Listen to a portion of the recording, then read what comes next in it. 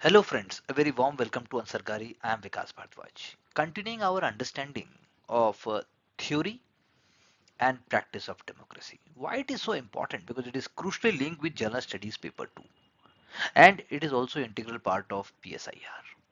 So let's continue our journey of understanding these micro topics which can help you to fetch very good and high score after bringing key points. Deliberative democracy, that is what today we are going to discuss.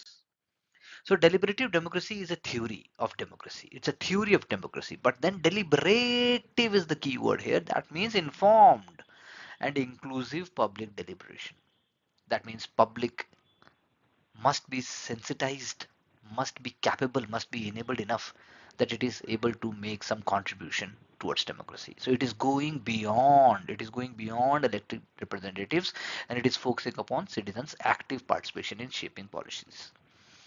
Decisions are made through reasoned discussion. The key word is reason. So reasoned discussion is a very, very debatable term. In fact, when I'm trying to tell you something also, you may feel like that it is not reasonable, but I may feel it is reasonable. So that is why a reasoned discussion is a debatable point. And debate and exchange of perspectives, very important, exchange of perspectives. That is why even governments went on to change.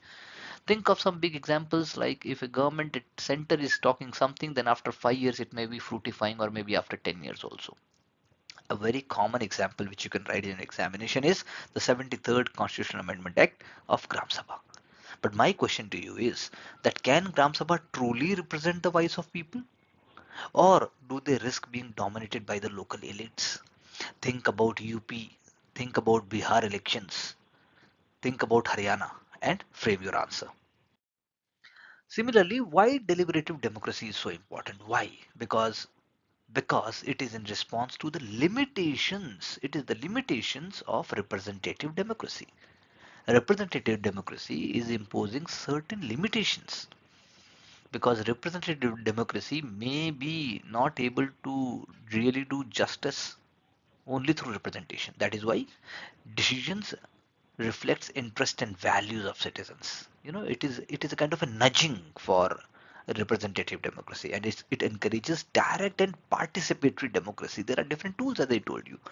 Our honorable prime minister, if he is addressing say anganwadi workers, addressing self-help groups, addressing sanitation workers, addressing dalits, addressing school students, so they are all reflection of deliberative democracy. Jan Sunwai, public hearings in Rajasthan exposed corruption in local governance, and Jan Sunwai, even social audits, they are linked with the birth of RTI, and Rajasthan is also the birthplace of RTI.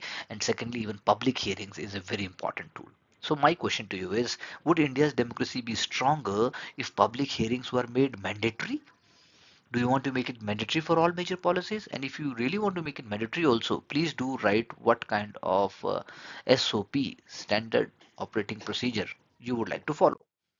So what are the forms of deliberation? How deliberation can take place? For example, community meetings.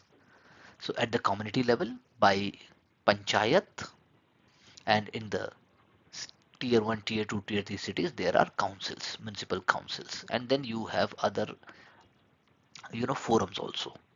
Community meetings may be of market association, maybe of agriculture association, maybe of traders body, maybe of particular kind. Say for example, if it is a factory setup, then maybe of industrial meeting, and so forth. There can be large scale consultations like national policy debates. Government may also invite, give us a feedback, give us some feedback, give us some ideas, whatever you feel like. And citizens assembly, that is randomly selected citizens, they also deliberate on issues. An example in Delhi was Mohalla Sabhas, neighborhood assemblies in uh, the Aam Aadmi Party government. This was the model which experimented with participatory budgeting. So there had been obviously issues, because it takes a lot of time for evolution. So I'm not saying that Delhi model, but then Mohalla Sabhas, do you think could be scaled to nationwide and replace traditional municipal councils? Do you think so? Something like Mohalla Sabha, something like the grassroots Sabha can replace it, or it can really help into moving councils much more faster? Please do write your answer with illustration.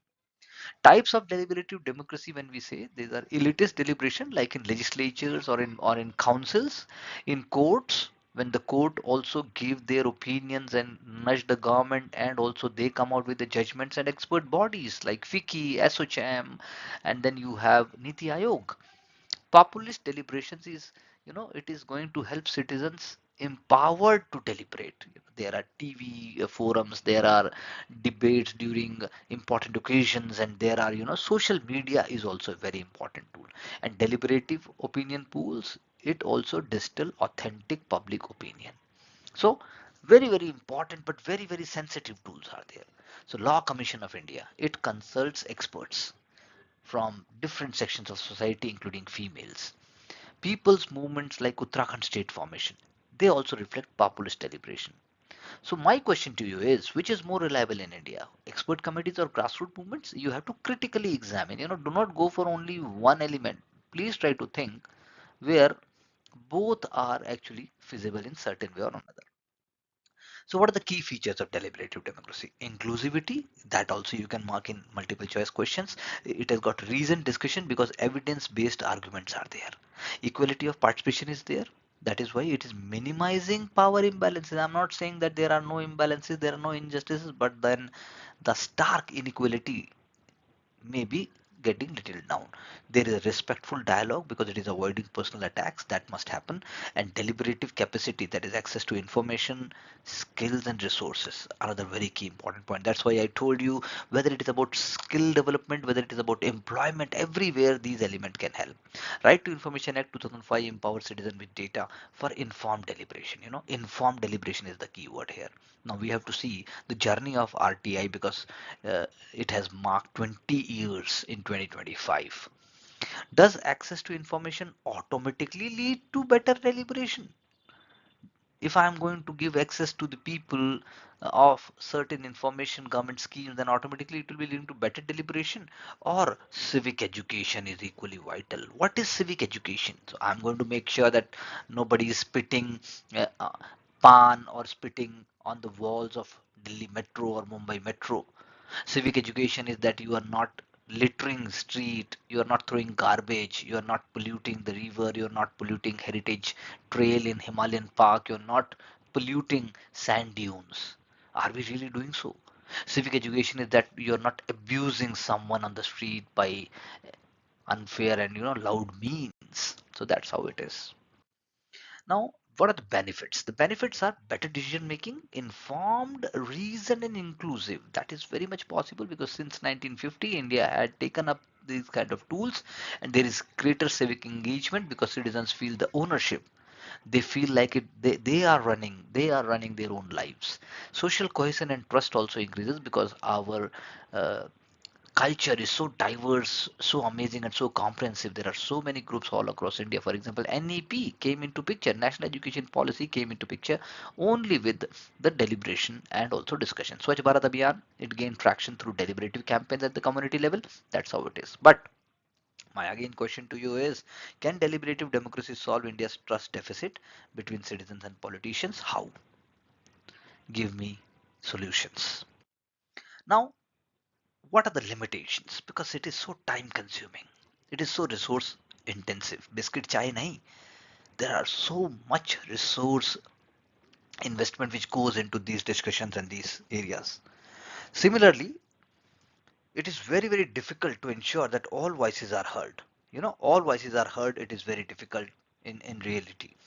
Risk of elite capture or domination by the vocal groups or those who are more aware. Think about the Sarpanch in Bihar, because they have to remain non-political. They cannot join any political party. But are they really reflecting the true mood of the masses, or they are the one who are the carriers and warriors at the grassroots level, but they are never going to rise up in the ladder? Are they the true soldiers of deliberative democracy? Lokpal consultations fakes criticism for excluding grassroots voices. That is an example. So deliberative democracy, uh, practical in a country as vast as India? Do you really think that it is possible? Do you really think that we, as a big and huge and moving towards Viksit Bharat, deliberative democracy is really practically applicable? Please think whether it is through digital tools, whether it is so many other means, and then you can appreciate it better.